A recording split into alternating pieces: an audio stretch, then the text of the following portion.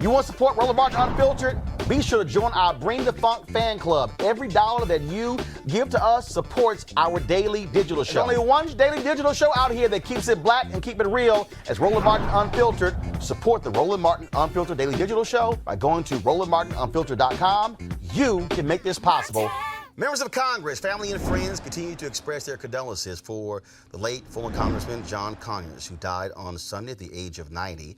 Here's what some of his colleagues had to say on the House floor yesterday. Thank you very much. And let me first of all thank you for organizing this special order that gives all the rest of us the opportunity to come and pay tribute to my hero. As a matter of fact, I'm old enough to remember in a very vivid way the late 1950s and early 1960s when it was people like John Conyers, Martin Luther King, John Lewis, Whitney Young, and other heroes of the period. So John, although he was elected in Michigan, he was really all of our congressmen. He was the representative for all of us. We didn't have 55 African American or black members of Congress at that time, but we had those voices that were strong, vibrant, those voices that gave hope. You know, there was so much hope and possibility being expressed during that period that those of us who were emerging had no idea that there was anything that we couldn't accomplish, any changes that we couldn't bring about, any possibilities that did not exist. And that, to me, was the true essence of John Conyers.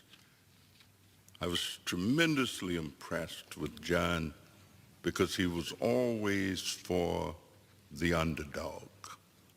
He was always for the little guy, always for the little person, always representing those who were left out, those who were unheard, those even who were unheard of.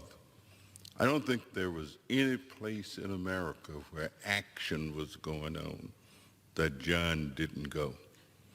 As a matter of fact, at the time when we were electing the first African American mayor in the city of Chicago, John was there every week.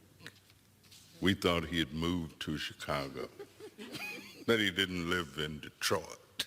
I mean, every week. From the time, I guess, he left here, and churches and block parties and every place that you could possibly turn, there was John Conyers. So John has given the very best that you can give to his wife and sons and other members of his family. We say thank you for lending all of us to John. Thank you, Mr. Speaker, and I thank the chair and the anchor for this special order hour, Congresswoman Brenda Lawrence, for your commitment, your dedication, and for your service, not just to the people of Detroit, but to the people of this great nation. And I join with my colleagues not only in the Congressional Black Caucus, but this body of government as a whole, in mourning a giant in the legacy of Representative John Conyers. Representative John Conyers was a force to be reckoned with, a leader of the civil rights movement who stood tall in the House of Representatives for more than a half century, the longest serving African-American congressman.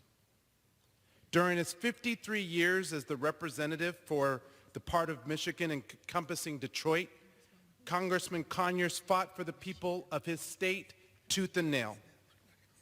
Congressman Conyers was known as the Dean of the House of Representatives, and he paved the way for all of us who are here this evening. And I really believe that we stand on his shoulders. Speaking to his legacy, he was a co-founder of the Congressional Black Caucus. And so the fact that we are now 54 members in number, representing more than 84 million people across the country, it was the vision of people like Congressman Conyers and others who allowed the Congressional Black Caucus to come forward. He also led the charge to declare, as has been stated, a national holiday in honor of the great Reverend Martin Luther King Jr., a day Congressman Conyers fought for tirelessly that we now hold in our hearts as a day of remembrance for the legacy of another fearless leader. He also served on two powerful committees as chairman, the House Oversight Committee, and we just lost the passing of the chairman of that great committee, Chairman Cummings, and the House Judiciary Committee, which has great responsibility. And in both, he never shied away from speaking truth to power. As has been stated by my good friend, Congressman Evans, one of his early mottos was register, vote, run for office. It's power that counts. So we will continue to harness this power to promote the ideals that Congressman Conyers espoused during his career. And I wanted to note, I don't think I shared this with Congresswoman Lawrence, but there's a group called the Detroit Connection. And because so many people tend to come to Las Vegas to retire, we have a big contingency of Detroit people. And they have an event every year called the Detroit Connection. They raise money, they provide scholarships, and I was so honored one year to have Congressman Conyers come to Las Vegas and attend the event for the Detroit Connection. And it made that group, it made them feel so good to know that their champion and their representative was still there. So we will use the privilege of serving, I know I will as one of the new younger members, to continue to fight for equality and justice for all, just as Congressman Conyers did during his 53 years here on Capitol Hill. Tonight, we honor him with our words, but tomorrow, we must honor him with our actions. Congressman Conyers, we will continue the good work you started all those years ago. May you rest in power. Thank you, and I yield back. Thank you so much, and thank you, Mr. Speaker. I rise today with a heavy heart in joining my beloved colleague who also represents the city of Detroit in paying tribute to our wonderful late Congress member, John Conyers, the longest serving African American in the United States Congress, a true civil rights icon and visionary, and the man who will forever be our congressman. The Honorable John Conyers Jr.'s mission to make sweeping changes in civil rights by fighting on behalf of the people started well before he ever stepped into the United States House floor. One of the things that he said is we've got to, at the passing of Rosa Parks, his dear friend, has said that we've got a tremendous legacy to fulfill. You can't maintain a democracy and an empire simultaneously. And he said, Rosa, you taught me that. But when he first was sworn into the Congress in 1965 during a time of great social unrest in our country's history, he embarked on what we would become a 50-year tenure of service to our people that would result in that mission being accomplished and then some. Indeed, his more than 50 years of service brought forth the vision of reparations for African Americans, the centering of voting rights, a continued push for universal health care, the creation of the Congressional Black Caucus, and the inspiration of not just those in Detroit who worked tirelessly for that, but he directly impacted many countless Americans across the country. When I first was elected to succeed Congressman Conyers, I knew that I had a tremendous legacy to carry.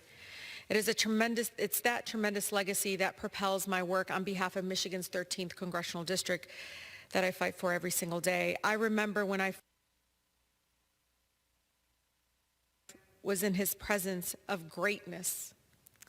He never exhibited anything less than grace and kindness. He always paused and took time to talk to the residents. He taught me that. Sadly, the last time I spoke to him was at his 90th birthday celebration in Detroit. He was joyful, and yes, he still had the presence of greatness, as Congresswoman Brenda Lawrence saw for herself as well. Detroit and our district will sorely miss him. May he rest in peace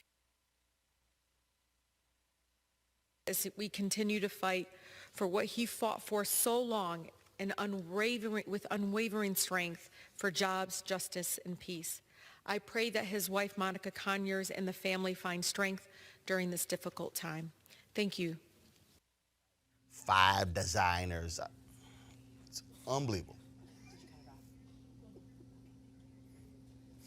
All right, folks. We're sitting here talking about, of course, black empowerment. Of course, that's what Congressman John Conyers was all about as well. We certainly appreciate those members of Congress sharing their thoughts with regards to John Conyers. Reverend Dr. William Barber expressed his admiration for the congressman in a tweet saying this: when Rosa Parks needed a job and place to go out of the South, she went to work for John Conyers. Over his life, he was right on civil rights, right on reparations, right on health care, right on living wages, right on justice. All right, folks, back to that Roland Unfiltered video in just one moment. All right, y'all, it's the holiday season. This is when you think about spending time with family and friends. This is also when you count your blessings and support those less fortunate. This year, be a holiday hero and change someone's life forever. Right now, hundreds of thousands of Americans are sitting in jail without being convicted of a crime. Why? Because they lack the financial resources to pay their bail.